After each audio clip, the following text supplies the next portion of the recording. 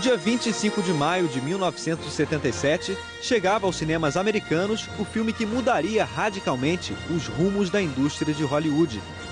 Com efeitos especiais revolucionários, Guerra nas Estrelas marcou o início da era dos blockbusters e originou uma das franquias mais lucrativas e duradouras da história, a saga Star Wars, que coleciona uma legião de fãs incondicionais.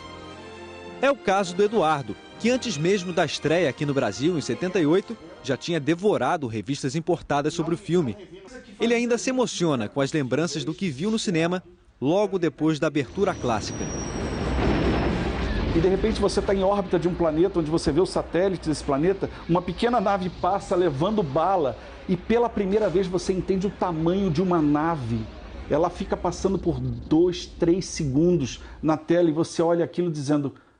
Que coisa, assim, até então nada tinha preparado a gente para aquilo. E depois disso você troca de cena e você vê essa pequena nave vindo na sua direção e aquele monstro vindo atrás dela atirando. E um close dessa nave explodindo e dentro você encontra uma coisa extremamente inusitada. Robôs em desespero. Um dizendo, ferrou, literalmente ferrou. Sabe assim, é horrível, né, quando você é muito fã. Desculpa. Assim como Eduardo, o também crítico de cinema André Gordirro é um especialista em Star Wars. Paixão e conhecimento não se separam, dá para ver pela decoração da casa. Além de toda a pesquisa sobre a saga, ele traduziu livros que revelam mais histórias do criador de tudo, George Lucas. And action! Era o filme que se esperava fracassar. Lucas não vê a estreia do filme porque já esperava um fracasso. Ele tira férias no Havaí para não ver o fracasso que seria a estreia. E ele não viu, recebeu o telefonema do Alan Ladd, o presidente da Fox, um telefonema que ele temia atender, porque ele sabia que era dizendo, George, você faliu o estúdio. Ele vai atender, George, você salvou o estúdio. George, você é um milionário. Lucas quis que fosse o mesmo operador, o mesmo gênio de efeitos especiais do 2001, que fizesse Guerra nas Estrelas, que é o Douglas Trumbull. Douglas Trumbull disse não, mas ele indicou o estagiário dele, o assistente dele na época do 2001, que é o John Dykstra, ou John Dykstra, como você prefira dizer, que criou, inclusive, a câmera, que era a primeira vez que se conectou uma câmera a um computador para ela repetir os mesmos movimentos de câmera computadorizados, ou seja, sem erro, né? Por isso que você vê batalhas intensas espaciais com várias naves. Isso nunca poderia ter sido feito antes, a não ser que esse estagiário gênio não tivesse inventado esse sistema.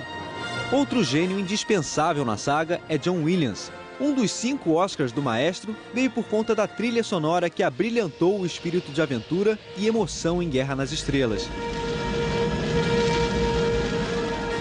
De um lado, o poder ditatorial do Império, que constrói uma arma capaz de destruir planetas inteiros, a Estrela da Morte. De outro, a Aliança Rebelde, que luta para devolver a liberdade à galáxia. O herói capaz de evitar a catástrofe é Luke Skywalker, que no filme descobre ser um herdeiro da Força. The Force? The Force is what gives the Jedi his power. Nos anos 70, a gente tem os Estados Unidos com baixíssima autoestima, uma desconfiança do público americano com as suas instituições, que vai desde uma derrota da sua imensa e até então invencível máquina de guerra, que foi Vietnã nos anos 70, né? E ainda um presidente sob suspeita de conspiração, corrupção, que é o Richard Nixon e o caso do Watergate. Como essa mistura de ficção científica com contos de fadas poderia responder a essa realidade? Seria mesmo um entretenimento inocente, sem nenhum viés político?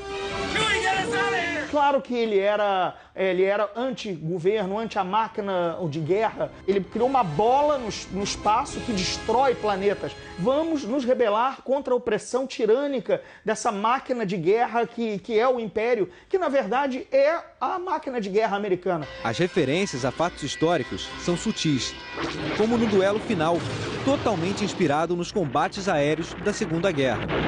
Você vê a mesma perseguição que você vê no filme, você vê, ele literalmente copia algumas cenas de guerra.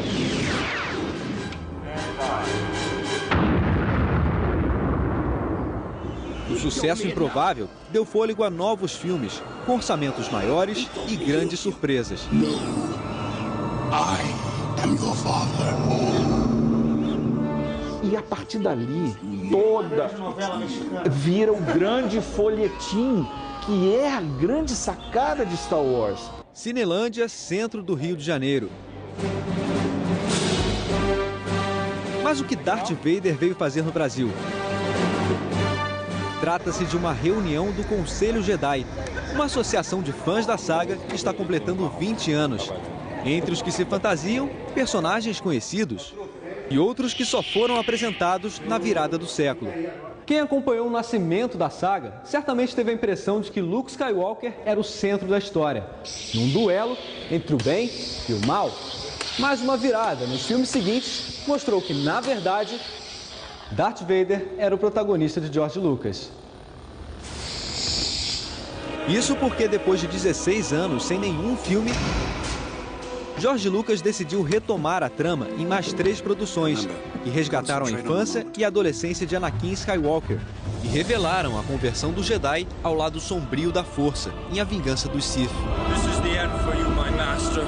Filme da perdição dele, onde ele vai contra tudo aquilo que ele acreditava, contra aquilo que ele lutava. O que mais me comove é na cena de Mustafar, quando o Anakin, pela primeira vez, né, no diálogo com Obi-Wan, ele começa a realmente deixar de ser totalmente Anakin e vira Darth Vader.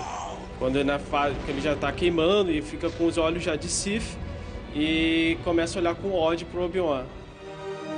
Alguns personagens ainda têm muito o que revelar. Quem viu O Despertar da Força, o filme mais recente lançado pela franquia em 2015, certamente reconhece essa cena. Eu sou o Luke Skywalker do episódio 7, o Luke do futuro, não o Luke novinho, né? Nesse último filme foi só uma aparição dele que ninguém esperava. Foi uma coisa assim, tipo, para impressionar o público. Agora, no episódio 8, a participação dele vai ser fantástica. O episódio 8, por enquanto, só traz pistas graças ao título em português, Os Últimos Jedi, no plural. O filme trará ainda a última interpretação da General Leia Organa por Carrie Fisher, atriz que morreu em dezembro do ano passado. Além das revelações sobre o futuro da saga interminável. It's time for the Jedi to end. A estreia nos cinemas está marcada para dezembro. Provavelmente, eles vão estar entre os primeiros da fila. 3.